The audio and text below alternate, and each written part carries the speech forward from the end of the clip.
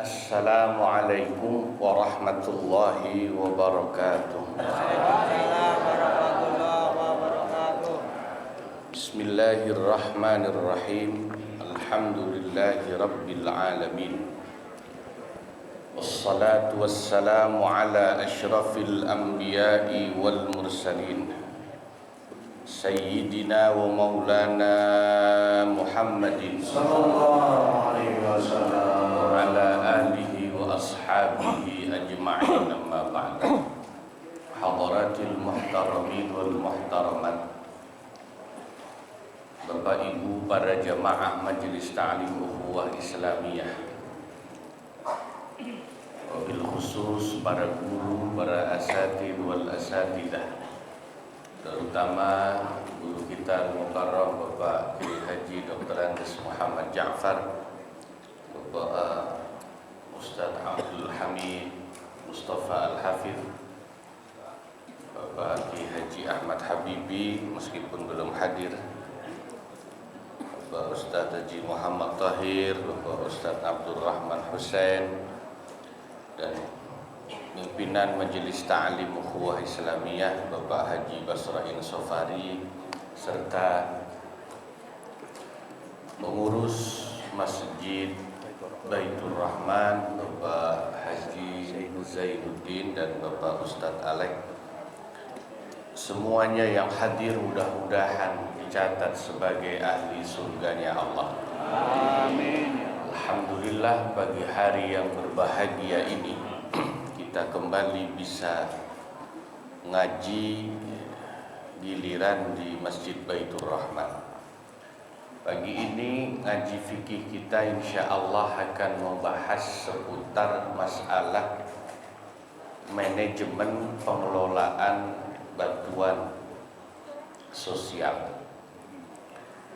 Tentu di zaman Nabi tidak dikenal istilah bantuan sosial itu. Ya, kalau para ulama memasukkan hadis-hadisnya itu di dalam bab qismus shadaqah, pembagian zakat dan sedekah. Tapi kalau sekarang bahasa kerennya manajemen pengelolaan bantuan sosial. Nah, siapa saja yang berhak dan bagaimana cara mendata orang-orang yang berhak menerima bansos itu? Ada sebuah hadis yang diriwayatkan dari sahabat Qabisah bin Mukharib Al-Hilali radhiyallahu anhu.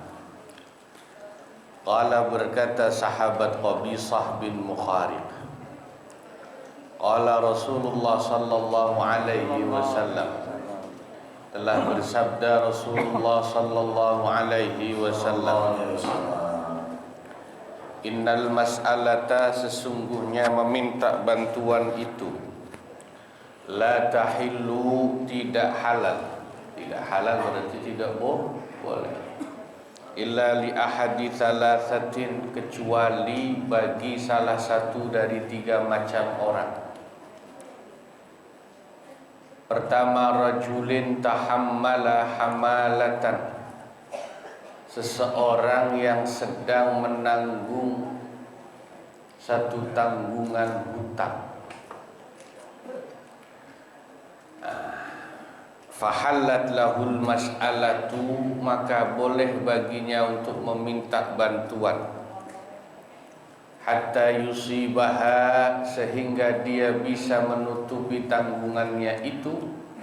Thumma yumsika, kalau sudah bisa menutupi tanggungannya, kemudian dia berhenti, tidak boleh minta lagi.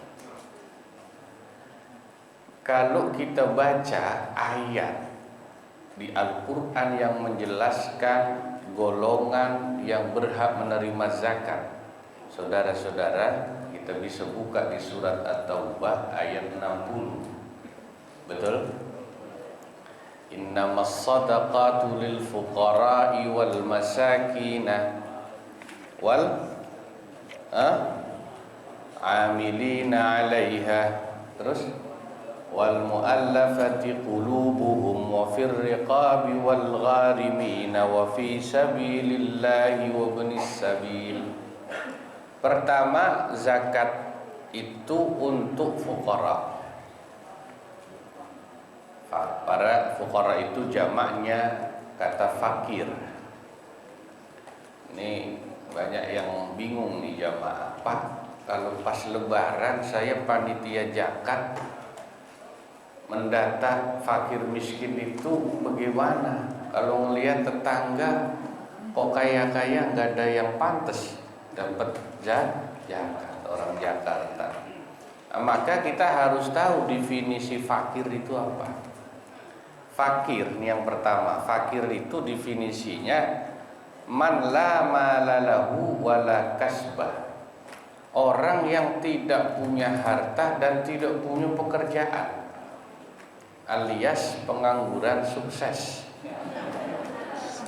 Ya, sukses tuh nganggurnya dia.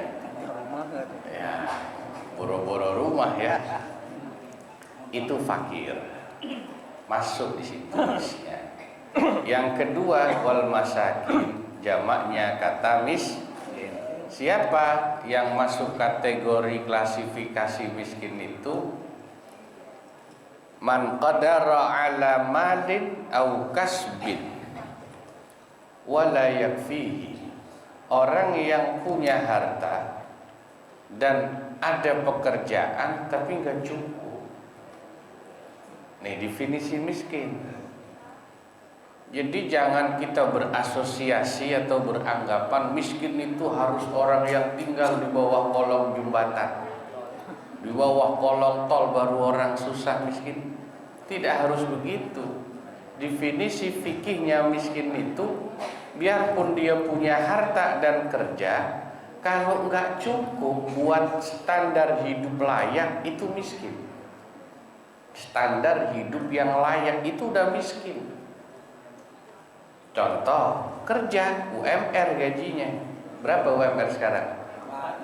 5 lah genepin, ya. Goceng. Tapi anaknya 3, nggak harus kuliah semua. Bapak ibu zaman sekarang punya anak 3 gaji 5 juta, ngos-ngosan. Betul ya? Itu baru bini 1 itu.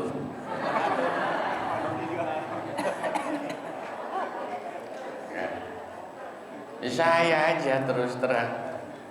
Ya kalau saya kan nggak jelas kerjanya. Anak 3 tuh kadang-kadang muterin otak buat biar cukup, kadang-kadang mikir biar cukup. Jadi kalau sekarang UMR anak 3 kontrak itu sudah masuk kategori miskin, berhak dapat zakat. Baru anak 3, kalau 5, wah, pusing muterin duitnya tuh. Mana ayam demo harganya naik nggak turun-turun kata ibu.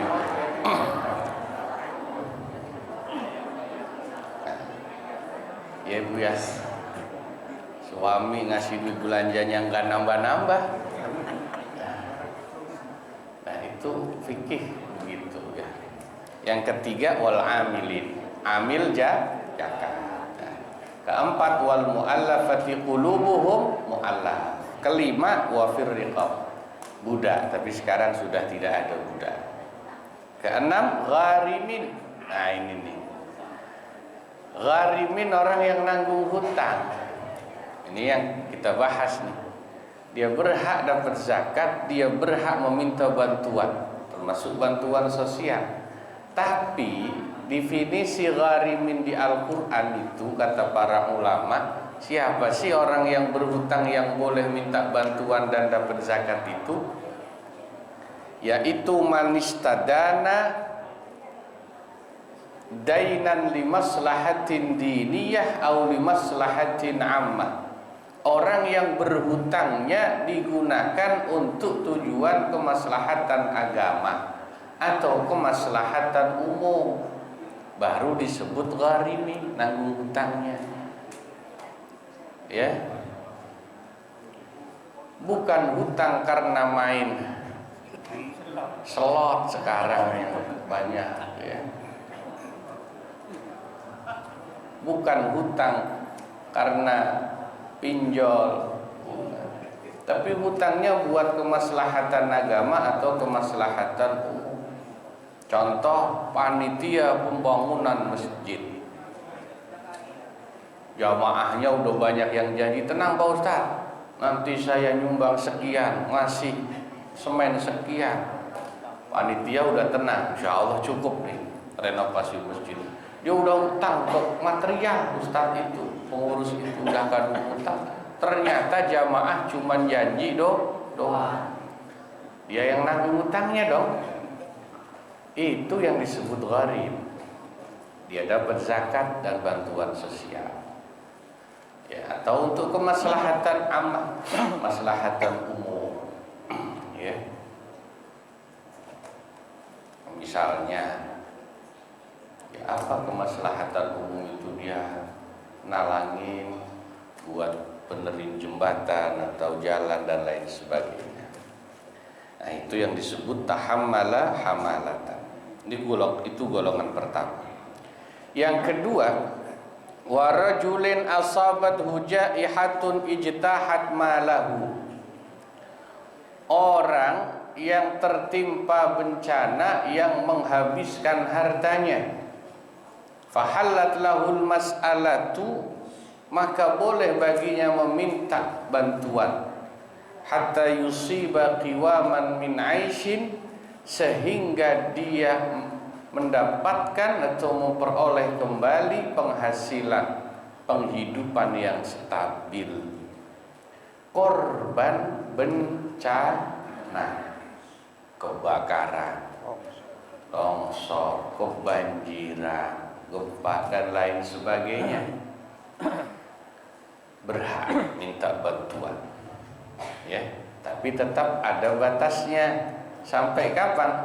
Sampai korban bencana itu mendapatkan kembali penghasilan hidup yang mapan, maka bantuan di stop.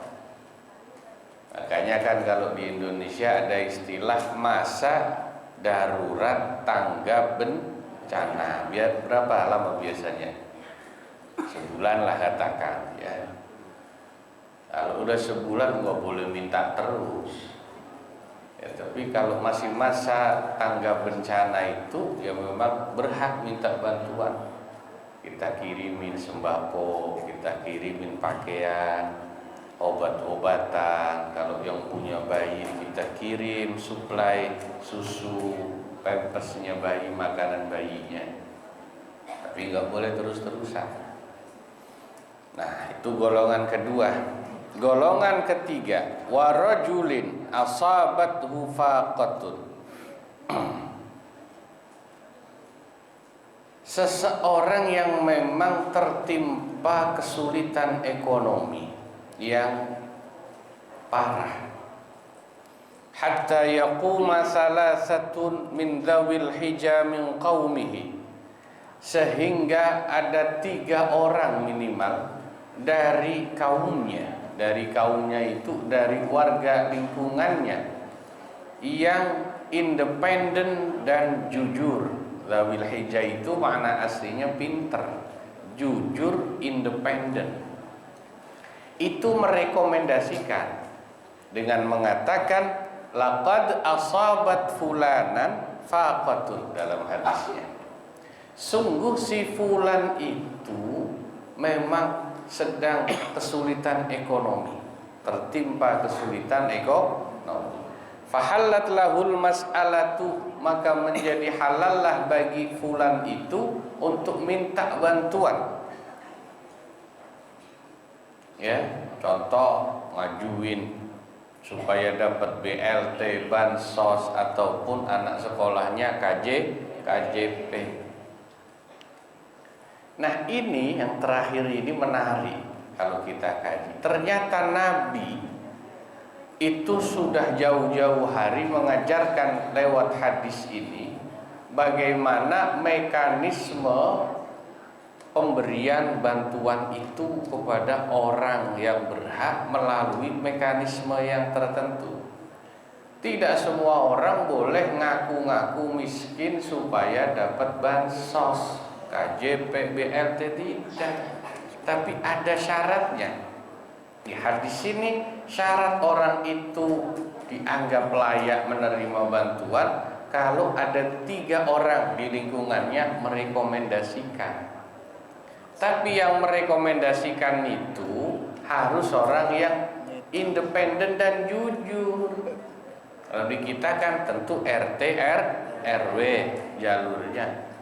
RT RW harus independen mendata warganya.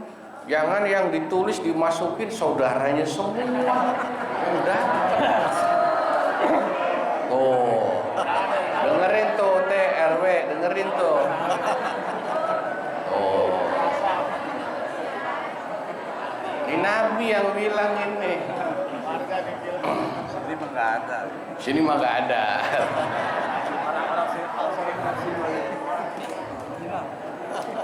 Ya, iya. Hatta yusiba qiwaman min aishin, sehingga akhirnya kalau orang itu sudah stabil ekonominya, bantuan itu di stop, nggak boleh terusan. Lalu bagaimana kalau yang tidak layak, tidak berhak ngajuin? Punya mobil dapat KJP,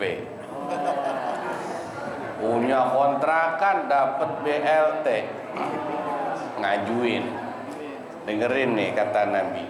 Terakhir Nabi bilang kepada sahabat Qabisah, fama siwahunna minal mas'alati ya Qabisatu suhtun. Maka selain 3 golongan itu, hai Qabisah, kata Nabi, kalau minta bantuan suhtun, haram. Ya'kuluha sahibuha suhtan, bantuan yang dia makan itu haram. Itu Nabi yang bilang. Rawahu Muslimun, hadis riwayat Imam Muslim. Memang ceritanya asbabul wurudnya hadis ini, sahabat Qabisah itu pernah lagi susah, ekonominya jatuh, datang kepada Nabi. Ya Rasul, saya sedang krisis ekonomi ya Rasul. Nah, ya Nabi bilang, aqim ya Qabisah hatta ta'tiyana sadaqah fana'muru laka biha. Ya sudah, nanti kamu pulang Qabisah, kamu udah saya masukin ke daftar penerima bantuan. Dah kamu pulang aja, nanti kalau udah waktunya kamu dapat ya. Nanti tinggal mau transfer apa nih, kalau zaman sekarang kan gitu ya. Kalau zaman Nabi enggak, dianterin. Nah, tapi sebelum Nabi ACC itu, Nabi ngasih nasihat itu. Yang berhak itu 3 golongan. Ini ya. Selain mereka bertiga golongan ini, kalau minta bantuan haram. Kalau sampai dimakan bantuannya haram bantuan itu. Jadi kalau kita ngerasa kita bukan 3 golongan itu, jangan pernah minta. Nah, para orang-orang yang diberi wewenang mendata RT RW harus ikut nasihat Nabi, jadi orang yang jujur, independen. Nanti di akhirat diminta tanggung jawab sama Allah.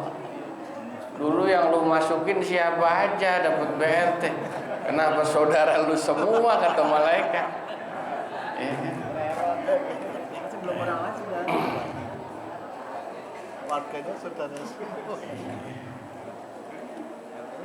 Nah, dulu juga pernah ada kejadian di zaman Nabi itu. Ya, dalam satu riwayat hadis lain, ada 2 orang pemuda datang menghadap Nabi minta zakat. Minta zakat. Lalu faqallaba fihimal basara. Nabi berulang-ulang memandangi dua pemuda itu. Sebelum Nabi jawab, Nabi lihatin terus. Emang harus begitu kalau orang yang punya wewenang tuh. Maksudnya apa? Ya Nabi pengen tahu. Fara'ahu majaldaini, ternyata sesudah Nabi perhatikan sungguh-sungguh, dua orang pemuda itu dua orang pemuda yang gagah dan sehat. Akhirnya Nabi bilang, in syi'tuma a'taitukuma. Ya kalau kamu berdua maksa minta, aku kasih, kata Nabi. Nabi itu orangnya nggak pernah nggak ngasih kalau dia minta.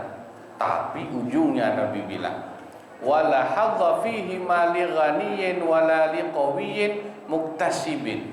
Ini zakat, ini sedekah, dana ini sebetulnya tidak ada hak bagi orang yang ghani itu kaya, dan tidak ada hak sedikit pun bagi yang masih sehat, kuat, bisa kerja. Nah, tuh Nabi bilang begitu. Tapi tadi sifat Nabi yang pemurah dan dermawan itu, ya tetap beliau bilang, kalau kamu berdua maksa minta, tetap saya kasih. Tapi ingat, nah itu jadi ya bagaimana Nabi mengingatkan kita saudara-saudara ya.